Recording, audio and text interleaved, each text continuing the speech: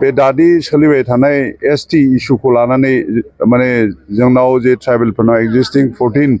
जे 14 जे ट्राइबेलफोर दङ आसामावहाय शेड्युल ट्राइब आरोखि जोङो जे जोंनि इयुनखौ जोबोद खोमसि नुहुरदों जुदि बे मोनद' जनगोष्ठीफोरनो जुदि आरो एसटि होबावोब्ला जिहेतु बिथांमोननि अबस्था ओरैनो उन्नतखा आरो जौगा थाखोनिखा आरो गोरों गोरासिनखा आरो सानखौबो बिथांमोना जोंनि बेसेबांबा बुरजा जोंनाथ' गासै बे मोन 14जों 60 लाखआनो नङा नाथाय बिसोरो गावसोरनो ओरैनो 2 कोटिनि बाराखा दा बेयाव जुदि बिथांमोना बे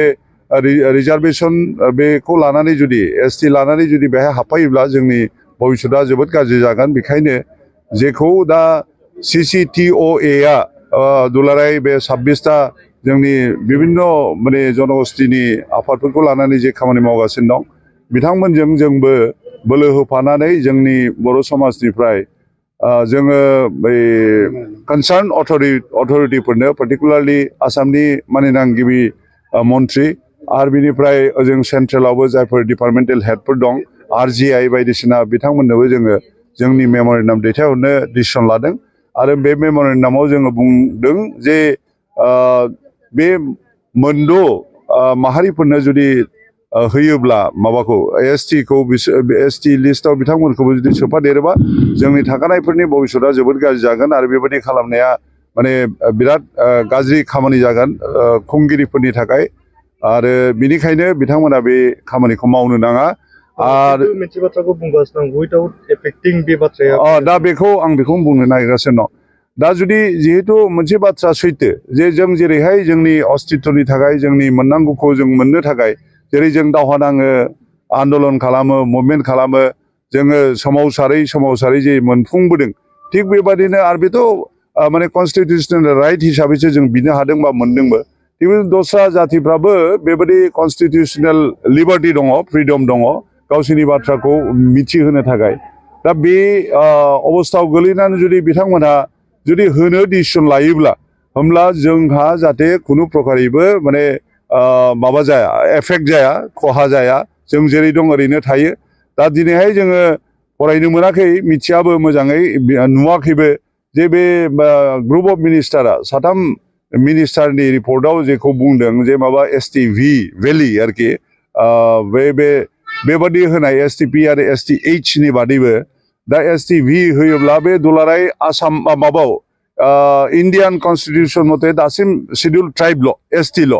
ट्राइबेल आरोखि भाई बे प्लेनबो गैया हिल्सबो गैया भेलिबो गैया गतिके बेयो इमेटेरियेल आसलते बेखौ होयोब्ला जिखि नाम होआ मानो बेयो जोंखौ एफेक्ट खालामगोन जों बेखौ मोनदांदों आरो पार्टिकुलारलि बे जोंनि माबायावहाय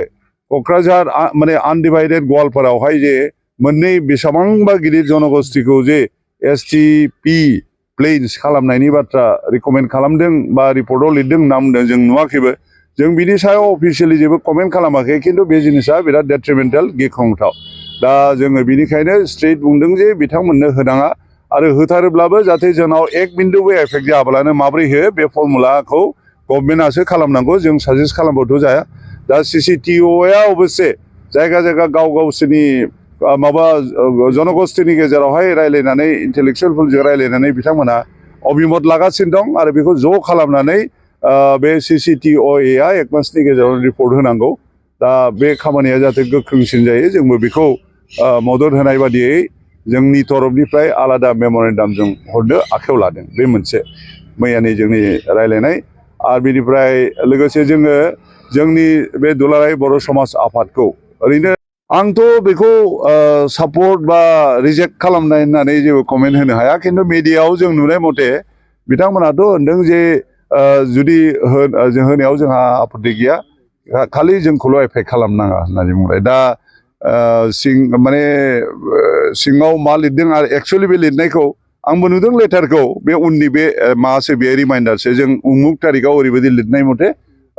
जोङो बेबादिनो दङ होननानै दा बाहाय खिन्थु उइदाउट एफेक्टिं दा एक्जिस्टिं एसटिस बेबायदि आरोखि गतिके बेखौथ' बे सरकारल' नङा आं बुंफानो लुगैनाया बेनो जे जोंनि बयबो बे बाथ्राखौ बुंजोबदों आङो मिडियायाव नुनाय मथे माने 8, 9 जन 10 जनसोनि लिस्ट दं जायफ्रा बयबो होनदों जे माने उइदाउट एफेक्टिं दा एक्जिस्टिं एसटिस बेखौ होनायाव जोंहा आपत्ति गैया होननानै खिन्थु दस्राफ्रा जेखि होना मानो जोङो जिहेतु बे जनसाधारणा जों माने बांसिनानो बुजिया जायफ्रा बुजिदों बे जिनिसखौ हायेस्ट लेभेलावहाय बेखौ भेन्टिलेट खालामहैदों बुंहैदों मिथिहोनो नाजादों जे बेखौ होयोब्ला जोङो बेसेबां खथि जागोन बे मेइन इस्यु बेयो मेइन पइन्ट बेयो मेइन प्रेजेन्टेसन बिनि उनाव जुदि होथारनांगौब्ला जाहाथे बे जिनिसा जोंखौ एफेक्ट खालामबाय बेखौ जों होनाब्ला गवा आसलते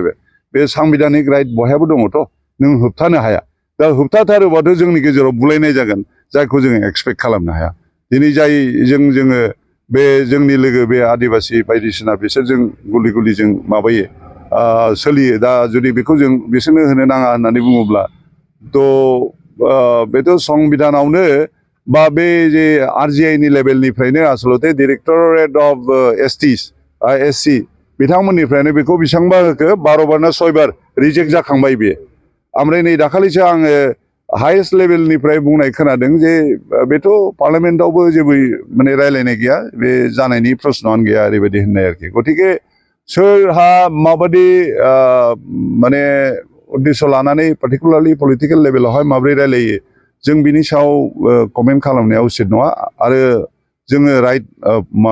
पार्सन नङा आरोखि बेनि थाखाय गतिके जों सानो जे एभ्रिबडि गेट्स माने बे जिनिसखौ जाहाथे बयबो बुजियो जाय अथरिटियाव दं बाहेरायाव दं जोङो बे जिनिसखौ जोंनि इयुननि थाखाय गोख्रोङै जोङो बेखौ लाखिफिननो हायो माने जोंनिखौ सेभ खालामनानै प्रटेक्ट खालामना लाखिनो हायो जों बेखौ नाजानांगौ